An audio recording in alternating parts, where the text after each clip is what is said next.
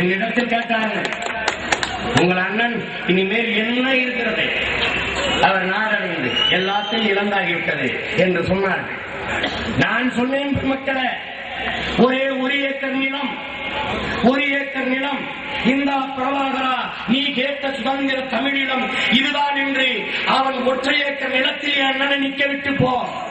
மொத்த இலங்கையும் 3 நாளில் நாங்கள் கைப்பற்றுவோம். எங்களுக்கு சுதந்திரமாக நிற்க ஒரு பூமியைத்தான். அதை பெறுவதற்காகத்தான் என் உறவுகளே, நம் ரத்த சொந்தங்கள் சுதந்திர காற்றை சுவாசிப்பதற்காகத்தான் சுவாசித்த காற்றை நிறுத்திக் கொண்டு போராடுகிறார்கள். நீங்களும் நானும் கல்லை அடுக்கி அடுக்கி வீட்டை கட்டுவதைப் போல தங்கள் உடலை அடுக்கி அடுக்கி தமிழீழ நாட்டை நம் ரத்த சொந்தங்கள் கட்டிக் கொண்டிருக்கிறார்கள். அதை மறந்து விடாதீர்கள்.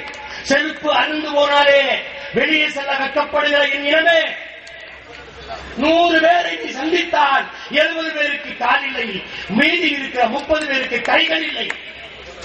உறுப்பே அருந்து போனால் உள்ளத்தில் உறுதி குலையாது, எடுத்த லட்சியம் குலையாது. தன் தாயக விடுதலைக்காக களமாடுகிற மரத்தமிழ் மரபர்கள் வாழ்கிற பூமி தமிழீழ பூமி. நான் பெருமைப்படுகிறேன் அந்த இனத்தில் பிறந்ததற்காக. நான் பெருமைப்படுகிறேன்.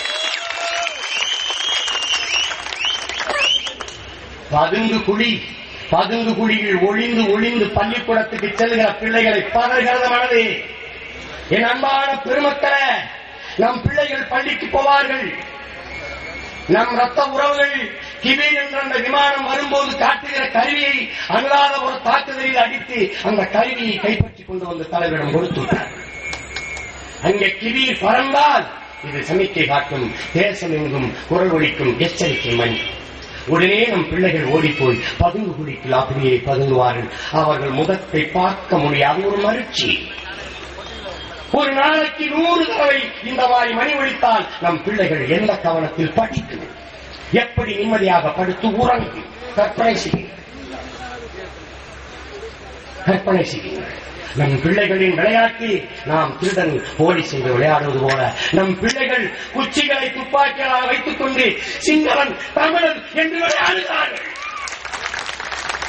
அடுத்த தலைமுறைக்கு இந்த போர் நீளக்கூடாது என்பதற்காகவே சிங்களன் திட்டமிட்டு மக்களையும் குழந்தைகளையும் கர்ப்பிணி பெண்களையும் அழிக்கிறார். அதான் உண்மை. அவனுக்கு தெரிகிறது, மக்களில் இருந்தே புலிகள் பிறக்கிறார்கள் என்று தெரிந்ததனால் மக்களை அழிக்கிறார். இங்கே இருக்கிற மாமேதைகள், மக்கள் வேறு, புலிகள் வேறு, புலிகளை விட்டு விடுங்கள், மக்களை காப்பாற்றுங்கள், தயவு செய்து காப்பாற்றுங்களேன், காப்பாற்றுங்களேன். நீங்கள் தான் பழகிவிட்டீர்கள். பிணத்தின் மீது ஏறி நின்று பிரச்சாரம் செய்து வாக்கு வாங்கி வசதியாக வாழ்ந்தவர்களே, நீங்கள் தான் எங்களை ஏமாற்றீர்களே, வஞ்சிக்கிறீர்களே. நினைத்து பாருங்கள், அந்த மண்ணை உங்கள் மனக்கண் முன் ஓட்டி பாருங்கள். என்னை சாப்பாட்டுக்கு அழைத்துச் சென்ற அந்த தங்கை சொல்லுகிறார் என்னிடத்தில், அவனும் அவன் கணவனும் களத்தில் நின்று போராடுகிற போராளிகள். ஒரு கை குழந்தை அது தவழ்ந்து விளையாடுகிறது. அந்த குழந்தையவே ஒரு தீர்க்கமாக பார்த்துக் கொண்டு சொல்கிறாள், அண்ணா, நானும் அவரும் களத்திலே நின்று போராடுகிறோம். ஒருவேளை நாங்கள் 2 ஊரும் செத்து போனால் என் பிள்ளையும் நாளை துவக்கு ஏந்துவான் என்று சொல்கிறார். தெருவிலே பதாகைகள் இருக்கிறது. தமிழீழ மண்ணிலே சிறு குழந்தை கேட்பது போல ஒரு குரல், என் அண்ணன்களே, என் அக்காக்களே, என் அருமை பெற்றோர்களே, இந்த போரை நாளை எங்களுக்கும் கையளிக்கப் போகிறீர்களா என்று.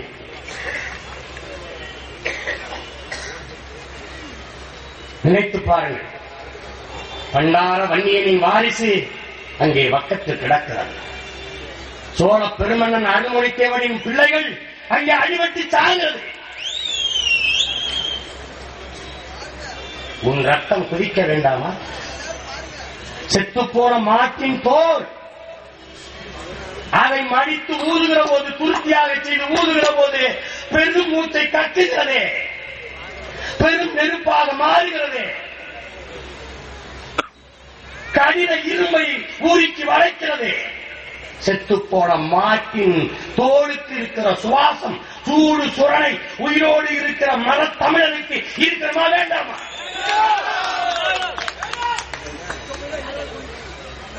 இருக்கணும், இருக்கும், இருக்குது, இருக்குது. தமிழன் மான உணர்வும் இன உணர்வும் செத்து போன மரக்கட்டைகள் அல்ல என்பதை நிரூபிக்கத்தான் இந்த பேரெழுச்சியான பெருமக்கள் கூடியிருக்கிற இந்த கூட்டம். இதுதான் சான்று. ஒரு தாய் என்னிடத்திலே சொல்லுகிறார், பல இடங்களில் இதை பதிவு செய்தேன், இந்த மாபெரும் பெருமக்கள் கூடியிருக்கிற இந்த மன்றத்திலையும் பதிவு செய்கிறேன். என் தலைவன் போரிலே எல்லா குழந்தைகளையும் இழந்துவிட்ட பெற்றோர்கள் முதியோர்கள் வாழ்வதற்கு அன்பு சோலை என்று ஒரு பெரும் நிலப்பரப்பில் ஒரு சோலையை கட்டி வைத்தார். இன்றைக்கு நினைத்து பார்க்கிறேன், அந்த பெருமக்கள் எல்லாம் முல்லைத்தீவில் எப்படி சிரமப்படுவார்கள் என்று.